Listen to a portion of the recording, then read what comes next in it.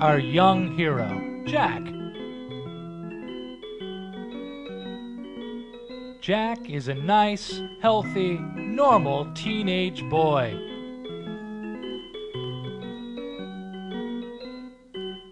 Jack is popular in his school and has many nice friends.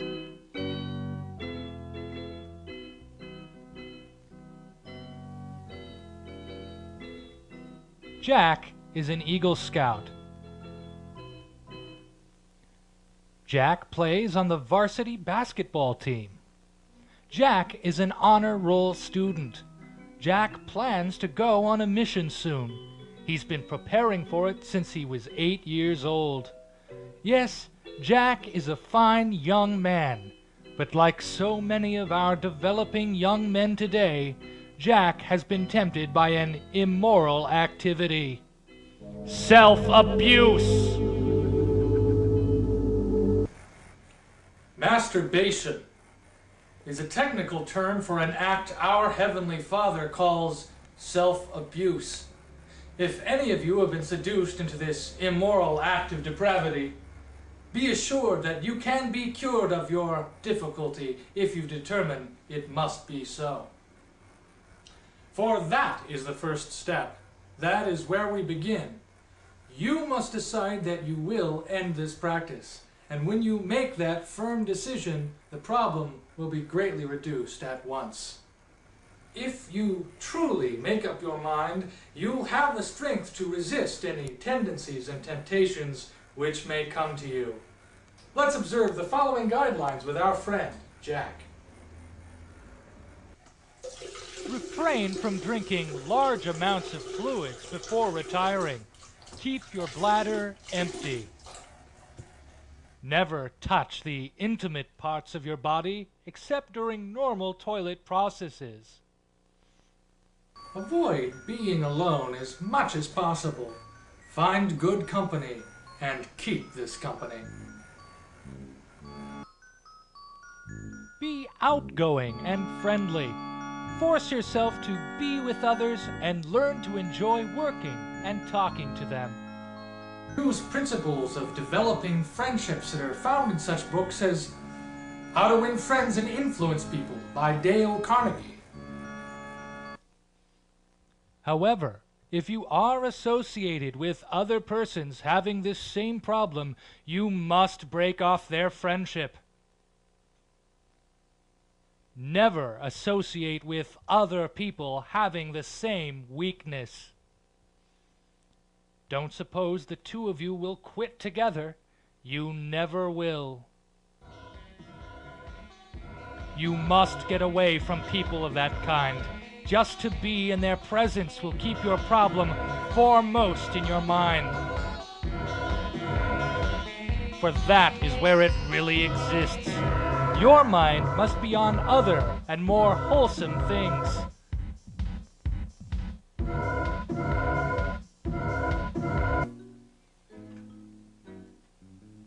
When you bathe, do not admire yourself in the mirror.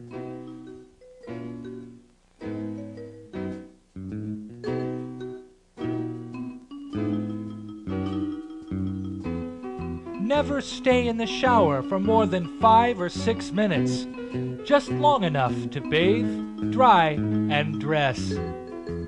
Leave the shower curtain and bathroom door partly open to discourage being alone in total privacy.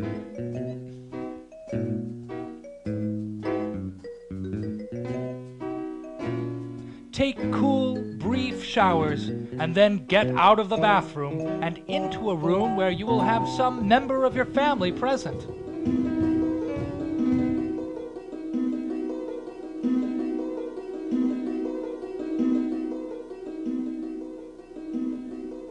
When in bed, if that is where you have the problem for the most part, dress yourself for the night so securely that you cannot easily touch your vital parts, and so that it would be difficult and time-consuming for you to remove those clothes, thereby giving you time to sufficiently control your thinking. But if the temptation seems overpowering while you're in bed, get out of the bed and go into the kitchen and make yourself a snack.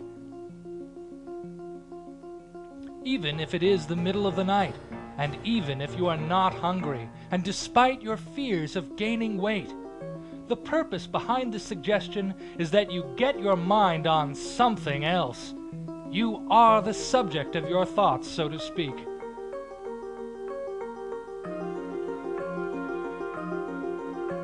But oh, Jack, be sure to reduce the amount of spices and condiments in your food.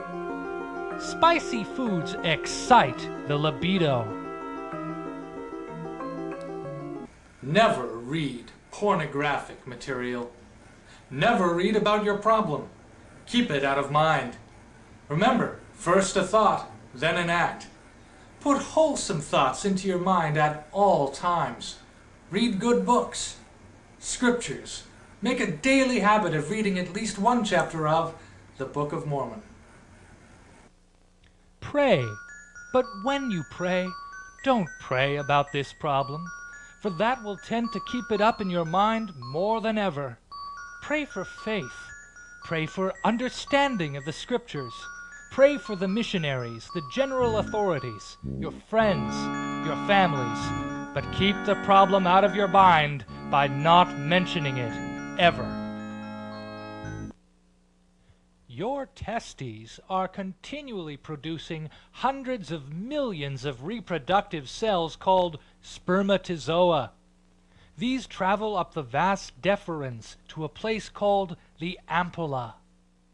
The unnatural release of these precious bodily fluids begets an unhealthy effect on the organism of a person in the pale skin, hollow cheek, sunken staring eyes, gaping mouth, and stooping body. The person becomes dull in mind, shuns the society of others, and seeks indulgence in secret. Such practices tend to arrest natural manly development and tend to unfit the adult for married life. In its worst forms, self-abuse is one of the chief forms of weak-mindedness and insanity.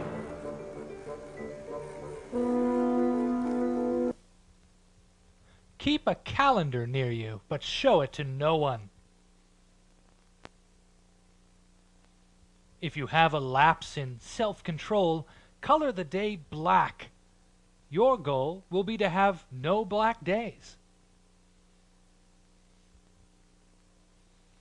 The calendar becomes a strong visual reminder of self-control and should be looked at when you are tempted to add another black day.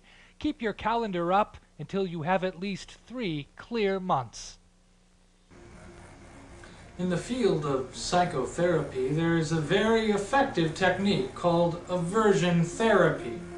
When we associate or think of something very distasteful with something which has been pleasurable but undesirable, the distasteful thought and feeling will begin to cancel out that which was pleasurable.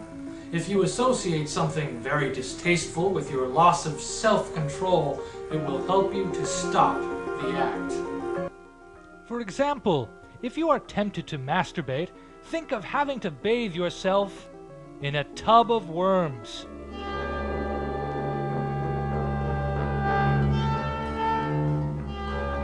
Eat several of them as you do the act.